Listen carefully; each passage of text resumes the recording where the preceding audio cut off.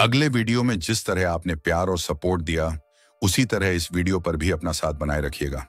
अगर कहानी अच्छी लगे तो लाइक करना मत भूलिएगा और चैनल को सब्सक्राइब जरूर कर लीजिएगा। तो चलिए कहानी की शुरुआत करते हैं।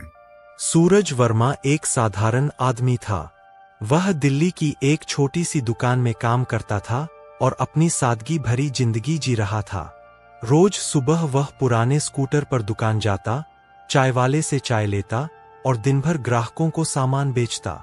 लोग उसे एक आम आदमी समझते थे, एक ऐसा व्यक्ति जिसे बस अपनी रोजी रोटी की फिक्र थी। लेकिन हकीकत कुछ और थी। सूरज वर्मा एक अरबपति था। उसकी संपत्ति का अंदाजा कोई नहीं लगा सकता था। बड़ी बड़ी कंपनियों में उसके निवेश थे, दुनिया के अलग अलग देशों में उसके सीक्रेट बैंक अकाउंट्स थे और कई बड़े बिजनेस एम्पायर्स में उसकी हिस्सेदारी थी। लेकिन किसी को भी इसका पता नहीं था, क्योंकि वह अपनी असली पहचान सबसे छुपाकर रखता था। रात होते ही सूरज बदल जाता था। वह एक गुप्त हाईटेक ऑफिस में जाता, जहां से वह अपनी बिजनेस एम्पायर को संभालता था। उसके पास दुनिया के सबसे अमीर और ताकतवर लोगों के फोन नंबर थे, लेकिन दिन में वह उन्हीं कपड़ों में घूमता था जो सालों से पहने आ रहे थे। आखिर वह अपनी असली पहचान क्यों छुपा रहा था और कब तक यह राज दुनिया से छिपा रहेगा? सूरज हमेशा की तरह अपनी दुकान पर बैठा था जब अचानक एक लड़की अंदर आई। वह घबराई हुई लग रही थी, उसकी आंखों में डर था। उसने इधर-उधर देखा और फिर धीरे से पूछा, क्या यहां कोई पुराना लॉकेट मिला है? सूरज ने हैरानी से उसकी तरफ देखा। यह लड़की कौन थी और उसे लॉकेट से क्या लेना देना? नहीं मैडम, यहां तो ऐसा कुछ नहीं मिला, सूरज ने शांत आवाज में कहा। लड़की कुछ पल चुप रही, फिर बोली, अगर मिले तो प्लीज मुझे बता देना, ये बहुत जरूरी है। उसने एक कागज पर अपना फोन नंबर लिखा और जल्दी से बाहर निकल गई। सूरज ने कागज उठाया और नंबर को ध्यान से देखा। उसके मन में सवाल उठने लगे, यह लॉकेट कौन सा था और यह लड़की इतनी परेशान क्यों थी? रात को जब सूरज अपने सीक्रेट ऑफिस में पहुंचा, तो उसने अपने नेटवर्क के जरिए लड़की की पहचान पता करने की कोशिश की। कुछ मिनटों बाद कंप्यूटर स्क्रीन पर जानकारी आ गई। सिया मेहरा, उम्र 26, पिता राहुल मेहरा, एक गुमनाम अरबपति जिनकी कुछ साल पहले रहस्यमय मौत हो गई थी। सूरज की आंखें चौड़ी हो गईं। राहुल मेहरा का नाम वह पहले भी सुन चुका था और यह लॉकेट शायद उसकी मौत से जुड़ा हुआ था। रात काफी हो चुकी थी, लेकिन सूरज की आंखों से नींद गायब थी। वह लगातार उस फाइल को देख रहा था जिसमें सिया मेहरा और उसके पिता राहुल मेहरा की जानकारी थी। राहुल मेहरा, एक ऐसा नाम जिसे बिजनेस की दुनिया में कभी कोई जान नहीं पाया। उनके पास अपार संपत्ति थी, लेकिन उनकी मौत एक रहस्य बनकर रह गई थी और अब वही रहस्य सिया तक पहुंच गया था। सूरज ने कंप्यूटर स्क्रीन पर जूम किया। एक पुरानी तस्वीर खुली, उसमें राहुल मेहरा और उसके बगल में खड़ा एक नौजवान। सूरज का दिल जोर से धड़कने लगा। वो नौजवान कोई और नहीं, खुद सूरज था। यह तस्वीर कई साल पुरानी थी।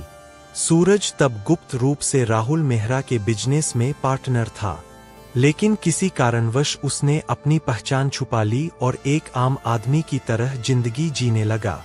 तो ये लॉकेट? सूरज बुदबुदाया। वह लॉकेट दरअसल एक सीक्रेट की थी। उसमें एक चिप लगी थी जिसमें राहुल मेहरा के असली बिजनेस साम्राज्य का डेटा था, bank accounts, properties, share holding, सब कुछ। और जिसने भी वह लॉकेट पा लिया, वह पूरी विरासत का मालिक बन सकता था। लेकिन सवाल यह था, क्या सिया को पता है कि उसके पिता की मौत कैसे हुई? और क्या वह लॉकेट अभी भी जिंदा है या किसी ने उसे पहले ही ढूंढ लिया है? सूरज के होठों पर हल्की मुस्कान आई। शायद वक्त आ गया है कि मैं अपनी असली पहचान किसी को बताऊं, लेकिन किसे? अगले दिन सूरज दुकान पर बैठा था, तभी दरवाजा खुला और सिया फिर से अंदर आई। इस बार उसके चेहरे पर पहले से ज्यादा बेचैनी थी। सिया, धीरे से, आपसे एक जरूरी बात करनी है। लेकिन यहाँ नहीं। सूरज ने बिना कुछ कहे उसकी आंखों में देखा। उन आंखों में एक डर था और साथ ही एक भरोसा भी, जैसे वह मान चुकी हो कि यह साधारण दुकानदार उसकी मदद कर सकता है। दोनों पास के एक शांत कैफे में बैठे। सिया ने बैग से एक पुरानी डायरी निकाली और सूरज के सामने रख दी। सिया, ये मेरे पापा की डायरी है। इसमें हर पेज पर बिजनेस के नोट्स है, लेकिन आखिरी पन्ने पर सिर्फ एक लाइन लिखी है, जिस पर भरोसा करो वही गद्दार निकलेगा। सूरज की सांसें थम गईं। वह लाइन पढ़कर उसके पुराने जख्म हरे हो गए। सूरज, मन ही मन तो क्या राहुल को मेरी असली पहचान का पता चल गया था। सिया ने आगे कहा, मुझे यकीन है कि मेरे पापा की मौत हादसा नहीं थी, बल्कि एक साजिश थी, और उस साजिश की कुंजी वही लॉकेट है। लेकिन वह झिझकी, फिर धीरे से बोली, कल रात से कोई मेरा पीछा कर रहा है। मुझे लगता है वे लोग वही लॉकेट ढूंढ रहे हैं। सूरज का चेहरा गंभीर हो गया। उसे एहसास हो गया था कि खेल अब शुरू हो चुका है। उसने सिया से सीधा सवाल पूछा, अगर तुम्हें लॉकेट मिल भी जाए, क्या तुम जानती हो इसके पीछे कितने खतरनाक लोग पड़े हैं? सिया ने उसकी आंखों में देखते हुए कहा, अगर यह मेरे पापा की विरासत है, तो मैं किसी भी कीमत पर इसे हासिल करूंगी। सूरज चुप रहा, लेकिन उसके भीतर एक तूफान चल रहा था। क्या अब उसे सच बता देना चाहिए कि वह भी इस रहस्य से जुड़ा है? कैफे से निकलने के बाद सूरज और सिया सड़क पर चल रहे थे। शाम ढल चुकी थी, चारों तरफ हल्की धुंध छा रही थी। अचानक पीछे से एक काली एसयूवी उनके पास आकर रुकी। गाड़ी से 3 नकाबपोश आदमी उतरे। उनमें से एक ने सीधे सिया की तरफ झपट्टा मारा। सिया, चौंकते हुए, ये कौन है? सूरज ने बिना वक्त गवाए सिया को पीछे किया और खुद आगे बढ़ गया। उसकी आंखों में अब वो मासूम दुकानदार वाली झलक नहीं थी, बल्कि एक तेज और खतरनाक चमक थी। पहला हमलावर सूरज की तरफ बढ़ा, लेकिन अगले ही पल सूरज ने इतनी तेजी से वार किया कि आदमी सड़क पर गिर पड़ा। दूसरा हमलावर चाकू लेकर आया, मगर सूरज ने उसके हाथ को पकड़कर मरोड़ दिया और चाकू दूर फेंक दिया। तीसरा आदमी एसयूवी में बैठकर भाग निकला।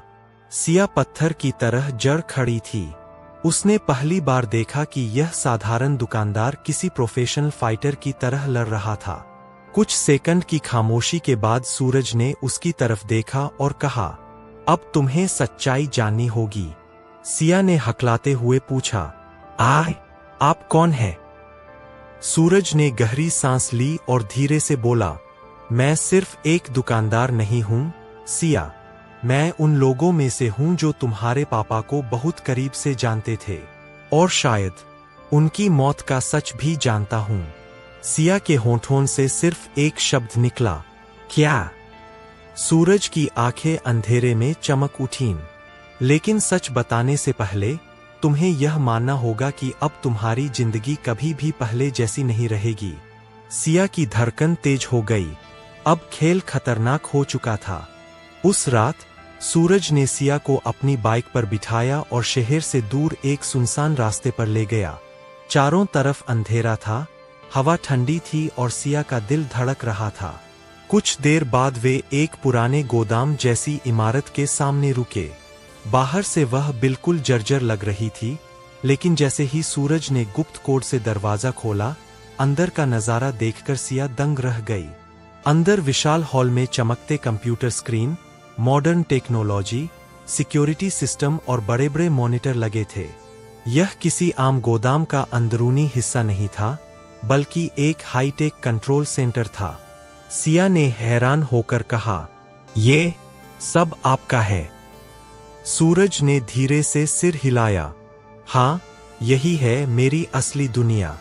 दिन में मैं दुकानदार हूँ, रात में अरबों की साम्राज्य का मालिक।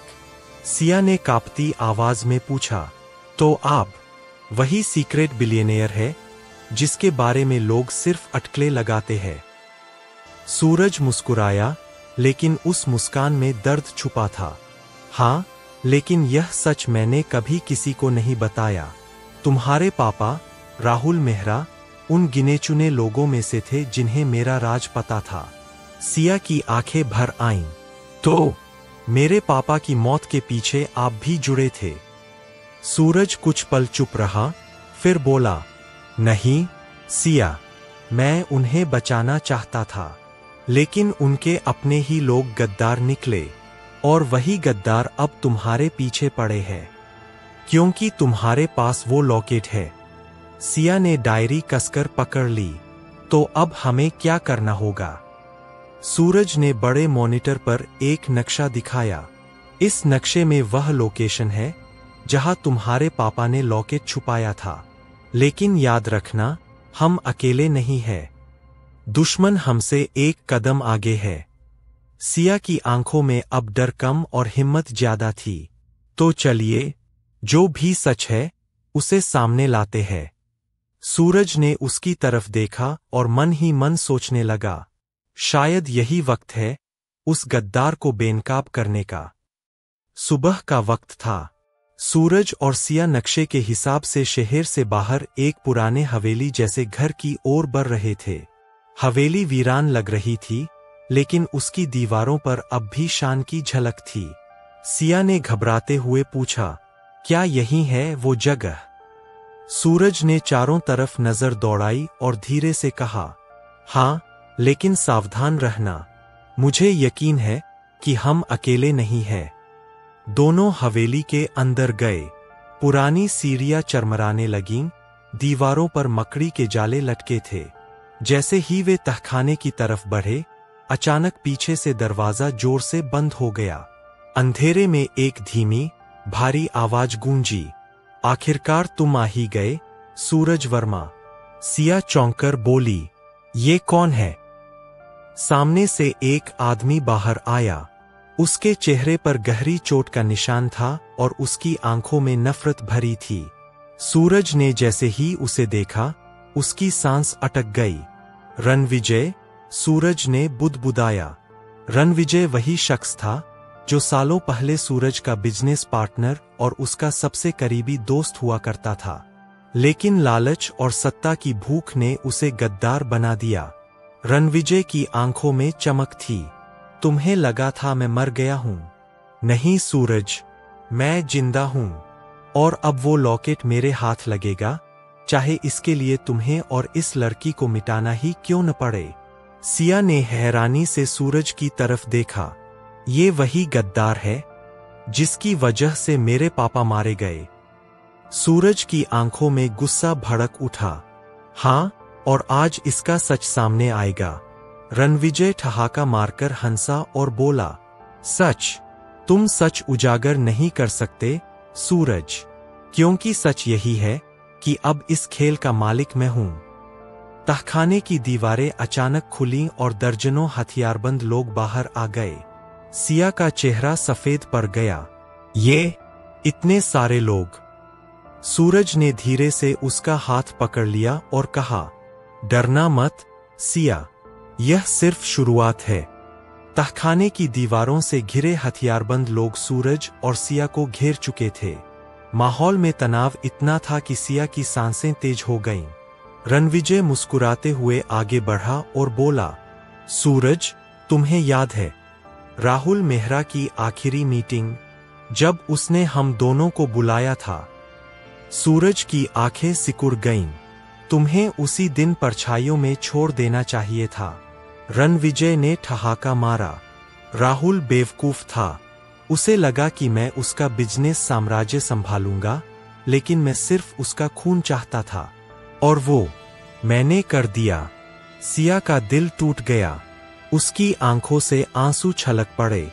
तुमने ही मेरे पापा को मारा। रणविजय ने बड़ी बेरहमी से कहा, हाँ, क्योंकि वही लॉकेट उनकी ताकत की कुंजी था। लेकिन किस्मत से वो लॉकेट मेरे हाथ नहीं लगा। शायद उन्होंने मरते वक्त कहीं छुपा दिया।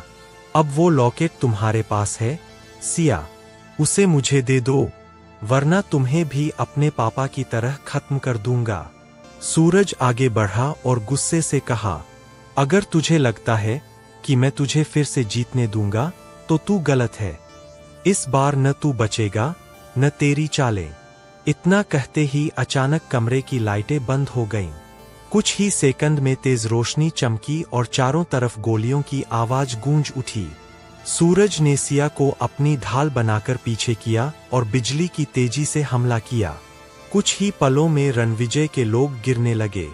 इस अफरातफरी के बीच रणविजय चिल्लाया, मारो इन्हें, लॉकेट चाहिए मुझे किसी भी हालत में। सिया डर से कांप रही थी, लेकिन उसके हाथ डायरी पर कसकर जमे थे। उसे एहसास हो गया था कि यह डायरी सिर्फ कागज नहीं, बल्कि एक रास्ता है जो उसके पापा की असली विरासत तक ले जाएगा। और रणविजय, उस विरासत का सबसे खतरनाक दुश्मन। तहखाने में गोलियों की आवाज गूंज रही थी। सूरज दुश्मनों से लड़ते हुए सिया को ढाल बनाकर एक कोने की तरफ ले गया। सिया के हाथ अब भी उसके पापा की पुरानी डायरी पर जमे थे।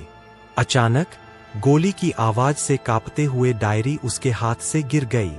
जैसे ही डायरी जमीन पर गिरी, उसका आखिरी पन्ना खुल गया। सिया की नजर पन्ने पर पड़ी और उसने हैरानी से देखा। उस पन्ने पर हल्की रोशनी में एक नक्शानुमा स्केच दिखाई दे रहा था जो पहले कभी नजर नहीं आया था। सिया, फुसफुसाते हुए, ये क्या? सूरज ने झुककर देखा। पन्ने पर एक पुरानी हवेली की तस्वीर बनी थी और उसके नीचे लिखा था, जहां समय थम जाता है वहीं विरासत मिलेगी। सूरज की आंखें चौड़ी हो गईं। ये तो शाही हवेली का नक्शा है, वही हवेली जो दशकों से वीरान पड़ी है। रणविजय ने भी डायरी देख ली और दहाड़ा, मुझे दो वो डायरी। सूरज ने तुरंत डायरी उठाई और सिया का हाथ पकड़कर पीछे की गुप्त सीढ़ियों की ओर भागा। दोनों किसी तरह धुएं और गोलियों के बीच से निकलकर तहखाने के पिछले दरवाजे तक पहुंच गए। बाहर अंधेरा था, हवा तेज चल रही थी। दोनों ने गहरी सांस ली, लेकिन सूरज जानता था, रणविजय इतनी आसानी से पीछा नहीं छोड़ेगा। सिया ने कांपती आवाज में कहा, तो लॉकेट शाही हवेली में है।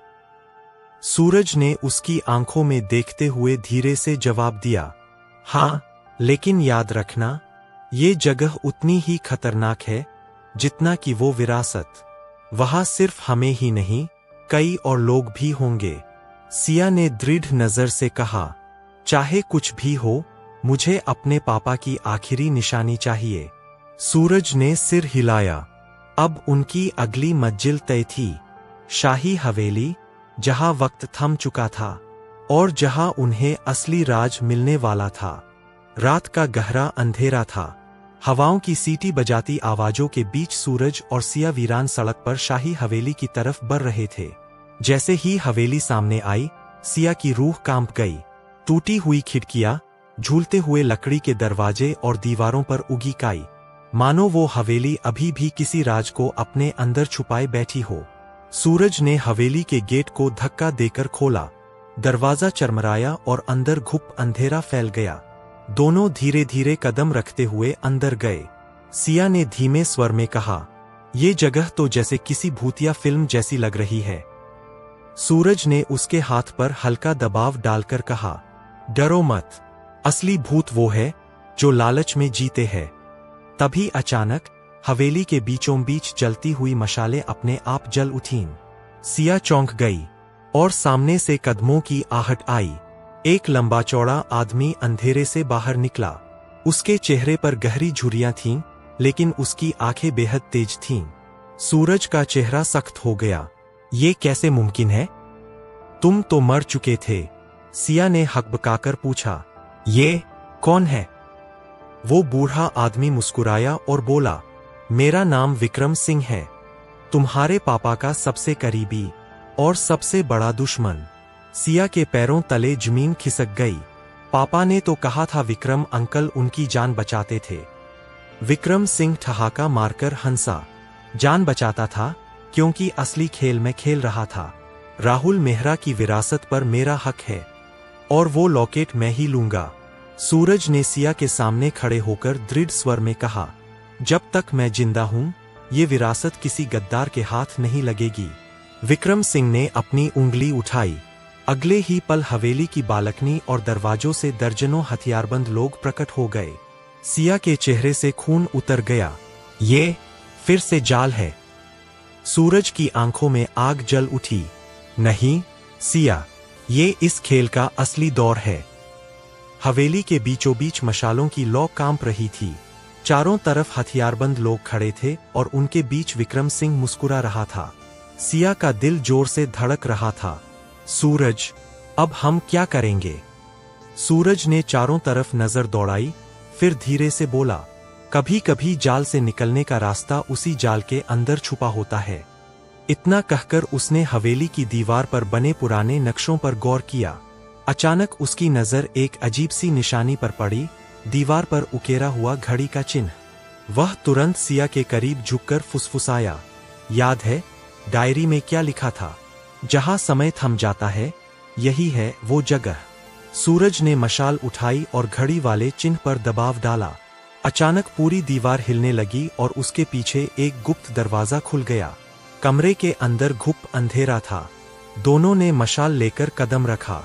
दरवाजा अपने आप बंद हो गया और बाहर से रणविजय और विक्रम सिंह के लोग शोर मचाने लगे।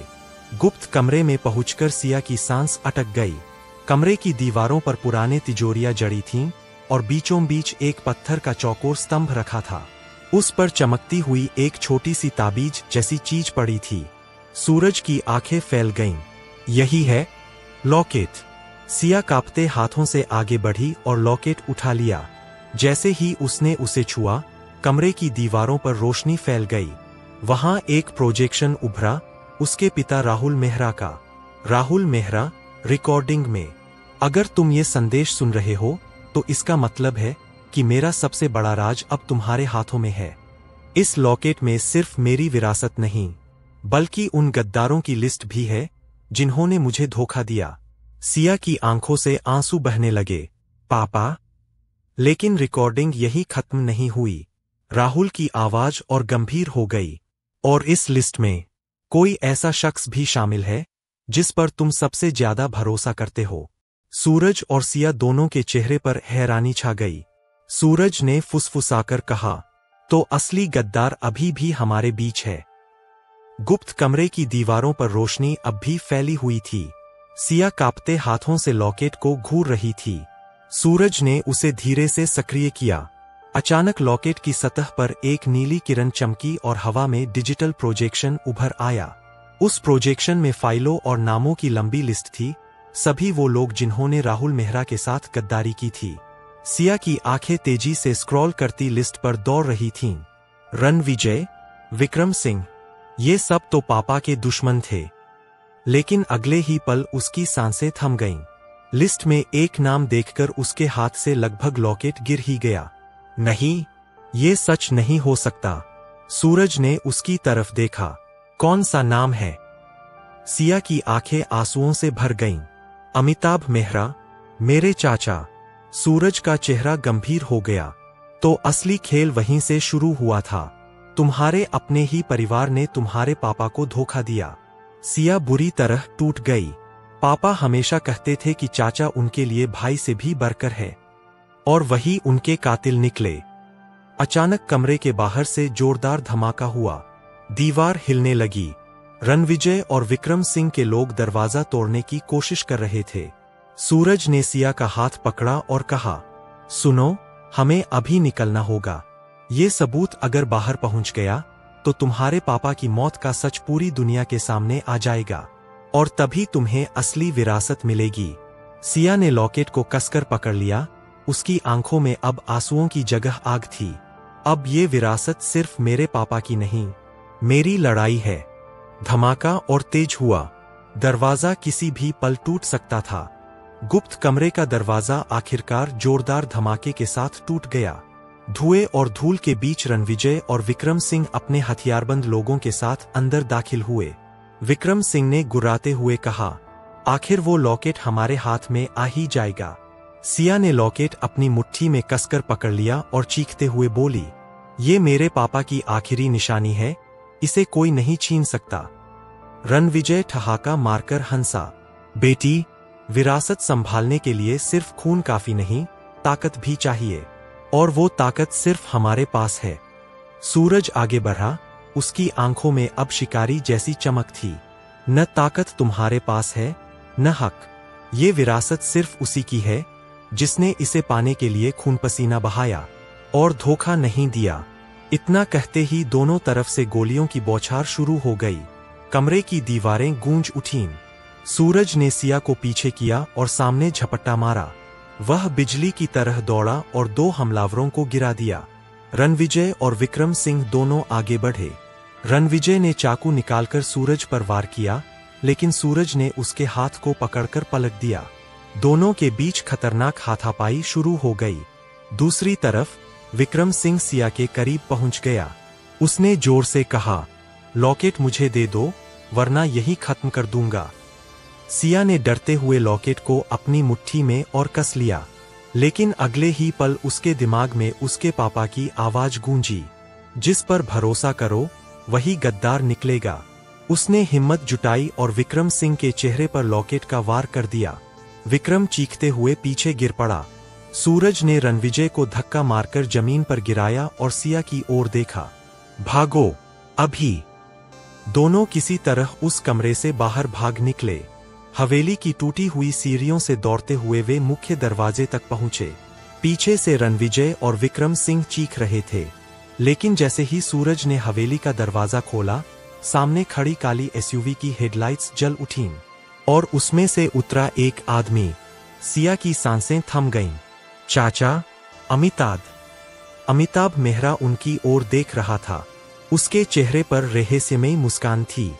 सूरज और सिया ठिठक गए। सामने खड़े थे अमिताभ मेहरा, सिया के अपने सगे चाचा। एसयूवी की हेडलाइट्स की तेज रोशनी में उसका चेहरा साफ नजर आ रहा था। आंखों में अजीब सी ठंडक और होठों पर तिरछी मुस्कान। सिया हैरान और टूटी आवाज में, चाचा, आप यहां? आपने तो कहा था कि आप हमें बचाएंगे। अमिताभ धीमे कदमों से उनकी तरफ बढ़ा। बचाऊंगा? नहीं सिया, मैं वो हूं जिसने शुरू से ही ये खेल रचा। तुम्हारे पापा की मौत, रणविजय और विक्रम सिंह से हाथ मिलाना, ये सब मेरे प्लान का हिस्सा था। सिया के पैर जमीन से जैसे जकड़ गए। उसकी आंखों से आंसू बह निकले। तो पापा के दुश्मन आप ही थे?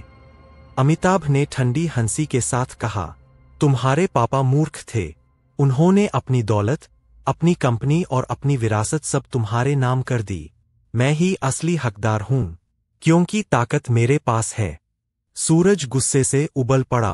ताकत ईमान और मेहनत में होती है अमिताभ, धोखे से विरासत छीनने में नहीं। अमिताभ ने इशारा किया और एसयूवी से 4 हथियारबंद लोग उतर आए। सूरज, तुमने काफी खेला है, लेकिन अब कहानी यहीं खत्म होगी।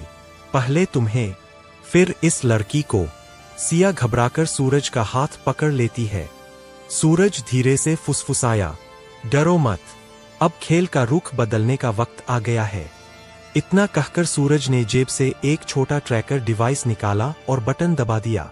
अमिताभ हंस पड़ा, ये खिलौना मुझे नहीं रोक सकता। लेकिन अगले ही पल दूर से पुलिस की सायरन की आवाज गूंज उठी। सिया की आंखों में उम्मीद की चमक लौटी। अमिताभ का चेहरा एक पल के लिए उतर गया, फिर वह बुरी तरह हंसा। तुम सोचते हो पुलिस मुझे पकड़ लेगी? उन्हें भी मैंने खरीद रखा है। सूरज की आंखें सिकुड़ गईं। तो फिर असली खेल अब शुरू होगा अमिताभ। दोनों तरफ लोग हथियार उठाकर आमने सामने खड़े हो गए और हवेली के बाहर एक बड़ा युद्ध छिड़ने ही वाला था। अगर आपको ये कहानी पसंद आई हो तो वीडियो को लाइक कीजिएगा, चैनल को सब्सक्राइब जरूर कीजिएगा। आपका सपोर्ट ही हमें नई कहानियां बनाने की ताकत देता है। चलिए मिलते हैं अगली कहानी के साथ। धन्यवाद।